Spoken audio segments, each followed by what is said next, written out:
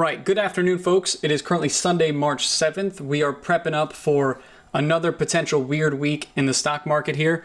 But to kick off this video, this is going to be a standard Sunday recap video with a little bit of a twist for some of the trade setups that we're looking for next week. Okay, so not only should this help you prepare for any type of market volatility, right, the crazy swings that we've been getting lately, but it should also give you an idea of some potential buys and sells that you can make in the upcoming week to kind of cushion your portfolio a little bit and make you some money. Okay. Now, before we get started, I know this was a crazy week in the stock market, but make sure you're still focusing on the educational aspect of trading, right? Make sure you're still learning on a daily basis. So if you're not subscribed to the channel, please subscribe, right? We're putting out videos on a regular basis. On top of that, if you want to take your trading even further, you can sign up for the Trade with Tex membership. That's just tradewithtex.com, which gives you chat room access, the getting started guide access, a video library of hundreds of videos. I know a lot of you are already members, but if you want to just try it out for a free week, go give it a swing, right? The people that come over from YouTube are my favorites because frankly, you guys all want to learn, right? You're not in it just for making a quick buck, okay? But either way, we're going to talk a little bit about what we got last week, what we're expecting next week. We're going to kick it off with the S&P 500, but I am going to go over a couple of potential momentum trade setups after that. Okay. Now, first things first, this was a really tough week. You can tell that I only have key levels on this S&P chart. We're looking at the S&P 500 futures on the daily time frame to get more accurate levels. Whether you chart SPY, QQQ, whatever, it's the same thing. Okay.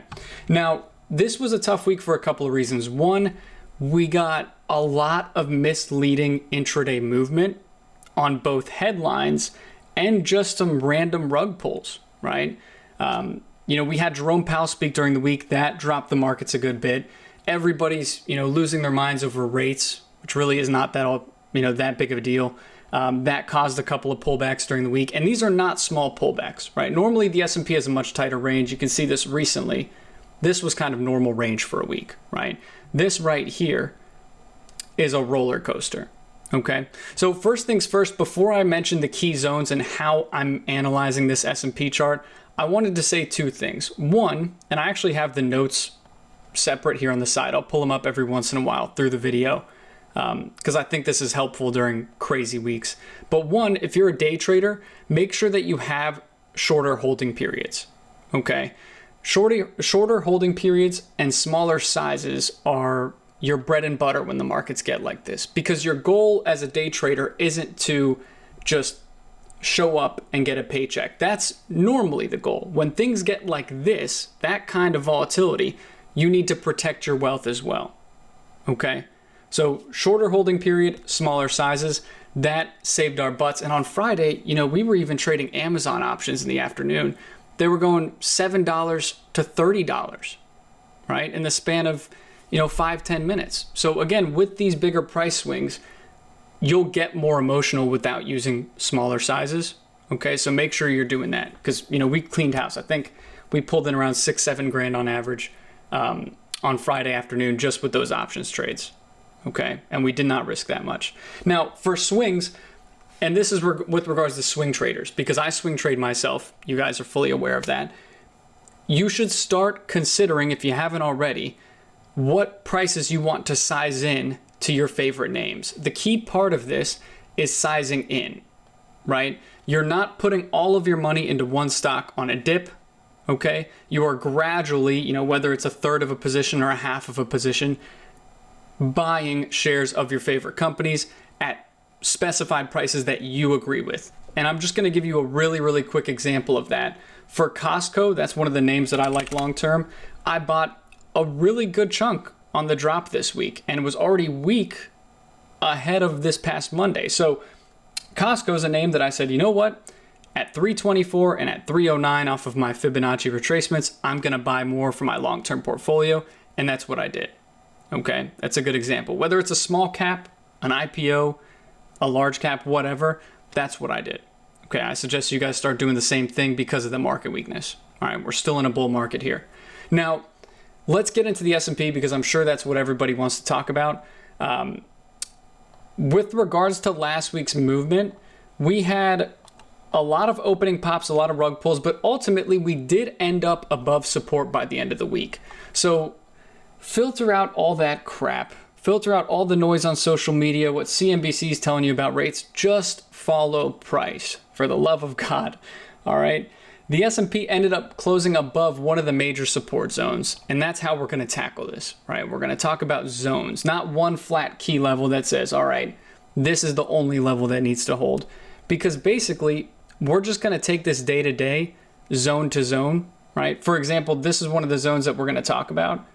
If that breaks on Monday morning, then we go up to the next zone, okay? If we can't hold that, we retrace. If we can't hold that, we come back down to this zone that we're going to talk about in a minute. All right. So that's how I kind of want to just analyze these key levels so you guys know how we're using them. We're not just buying and holding. Okay.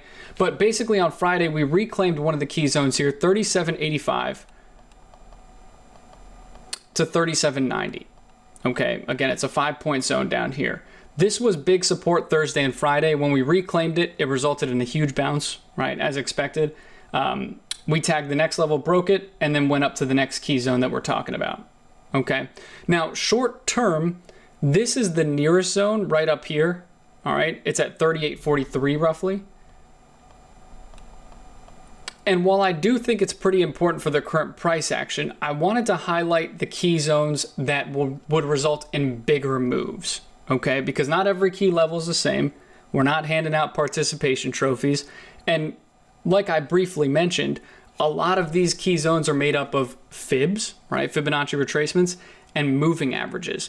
So the ones that have a fib and a moving average obviously are way more important for the trend, right?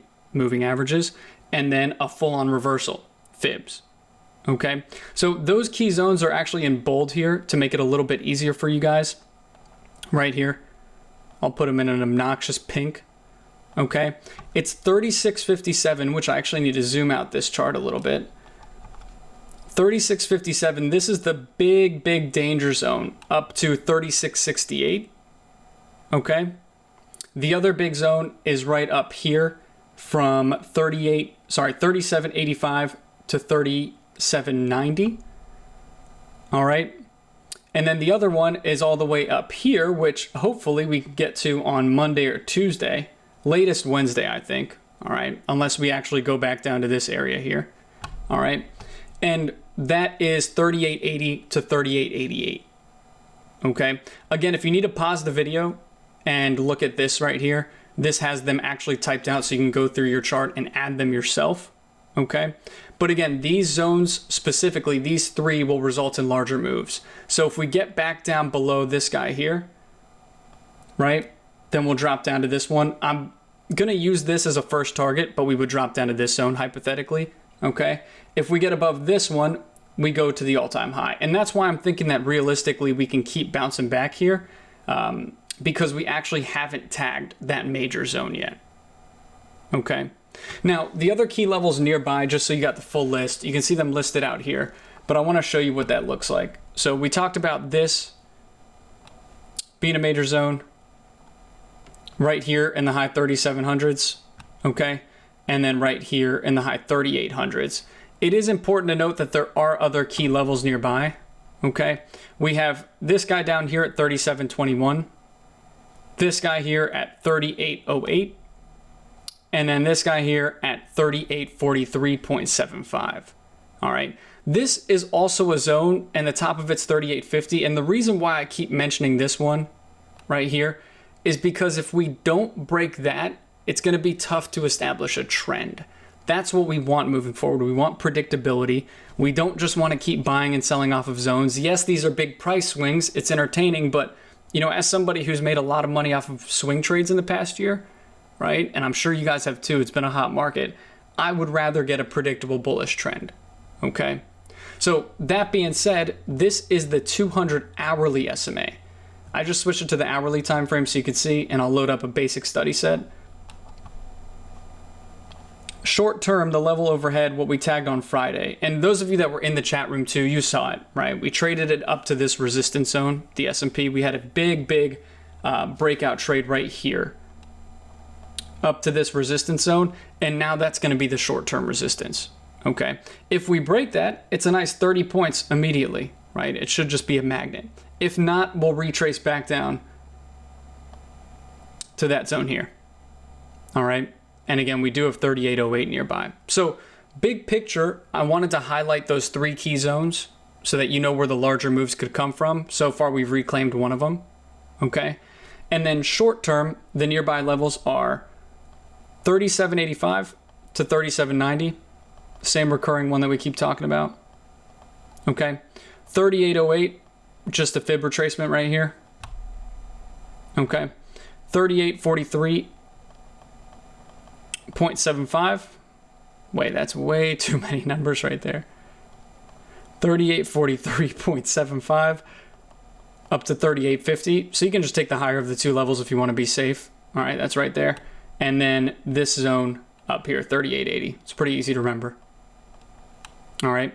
So short-term drop those key levels, big picture focus on the other ones. I know it's a lot, but it's because we've had so much range. There's still a ton of distance between each one of these zones. So there's plenty of money to be made. You just got to be prepared for it. All right. Personally, guys, and this is just, you know, going off of experience, I think realistically we probably have one more week of some sell pressure and then buying pressure before we go back to just the way things were before. All right. Reason being is because everybody's making this out to be some huge, you know, correction. It's a pretty standard correction right now. It's not a bubble. Okay. It's a pretty standard correction right now. Until we really crack that danger zone below, we don't have to get worried. Okay. So we've gotten the correction so far. Realistically, we're not down more than 4 or 5 weeks consecutively. We're already down 3.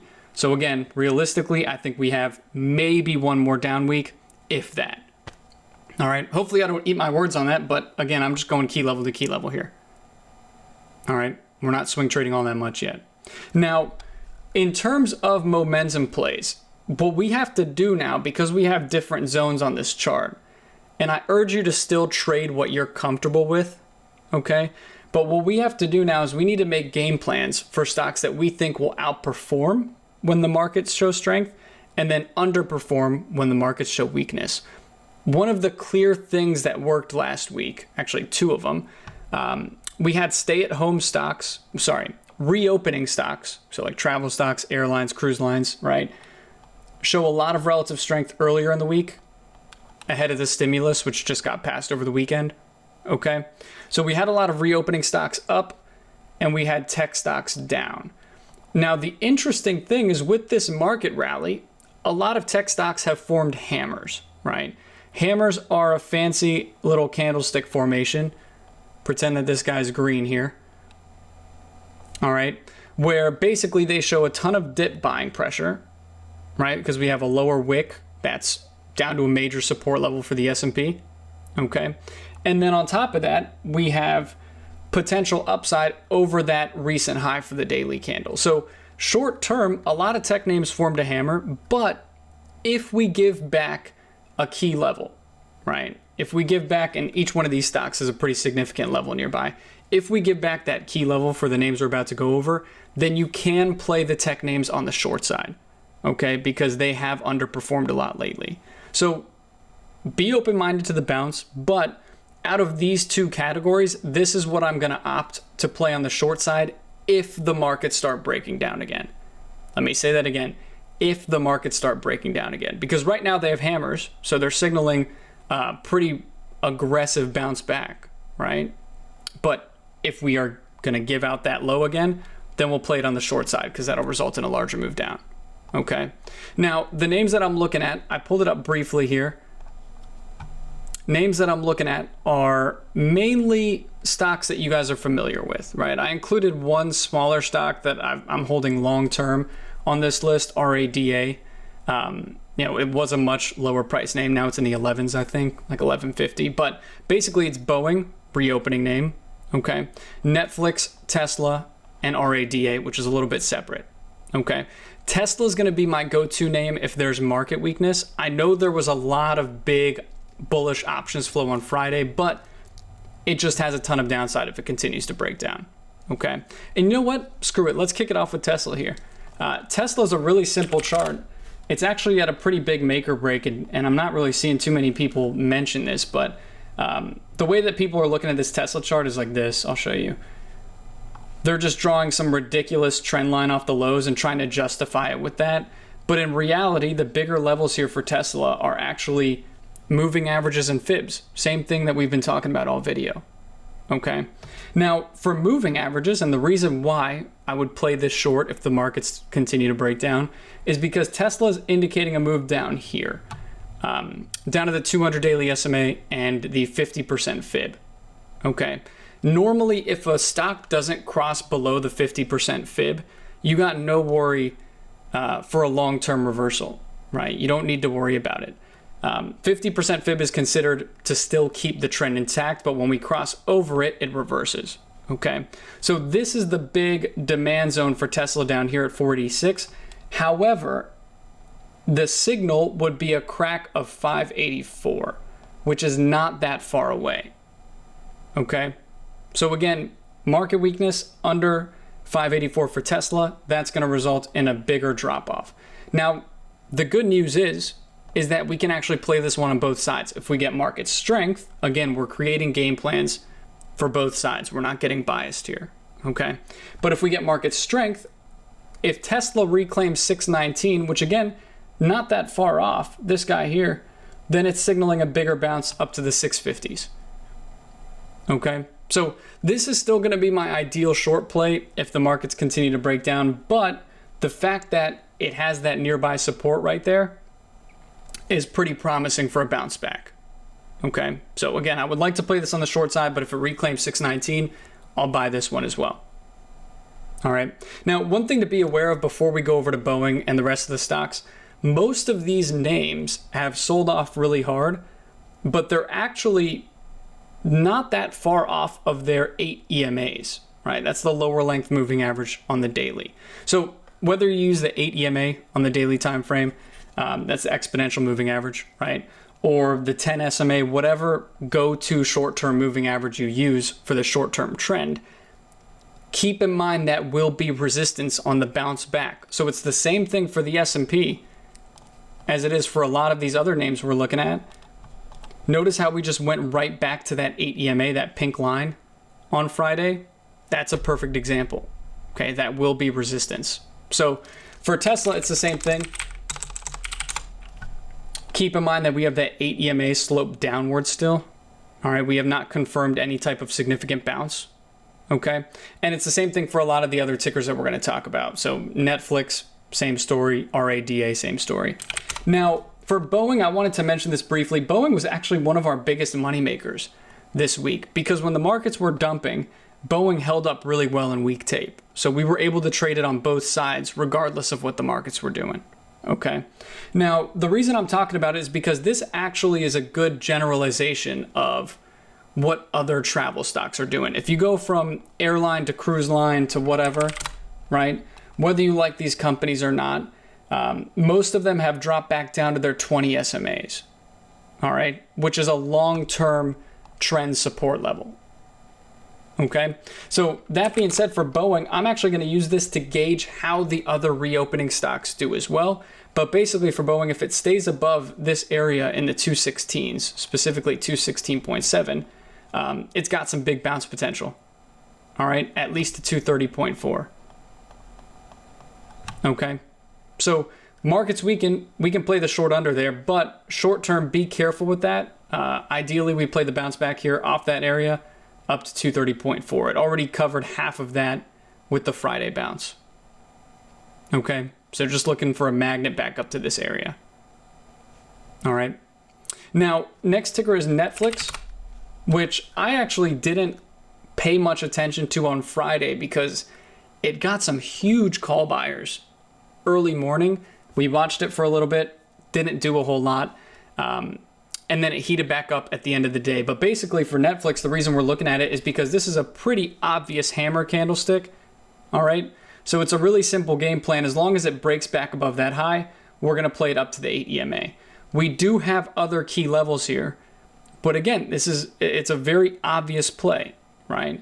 If it breaks above that, we play it up there. Just make sure that you keep trailing a stop on tech names, especially if you play them on the long side, because they have taken a beating.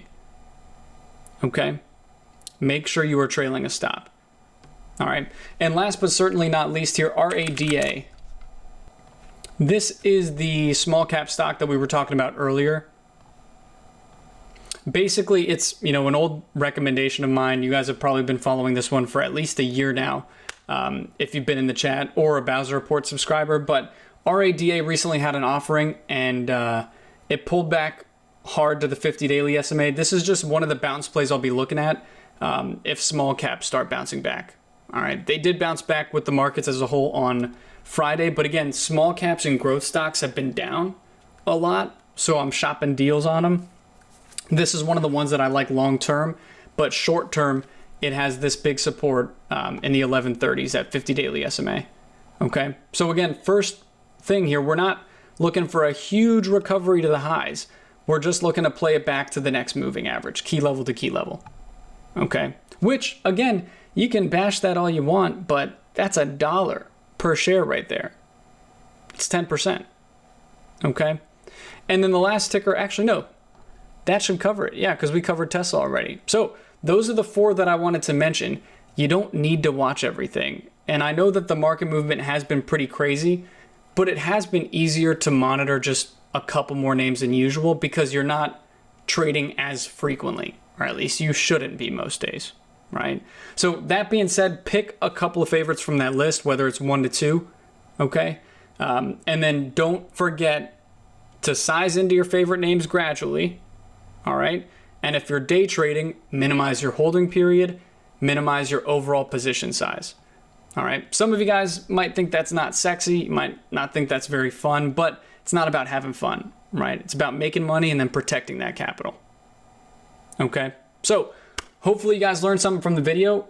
Again, these aren't really for the educational side of things. These are for making money, these videos specifically. But if it helps you, subscribe to the channel. If you're already subscribed, then I'll probably just see you in the chat room. All right. Have a great weekend, folks. Take care.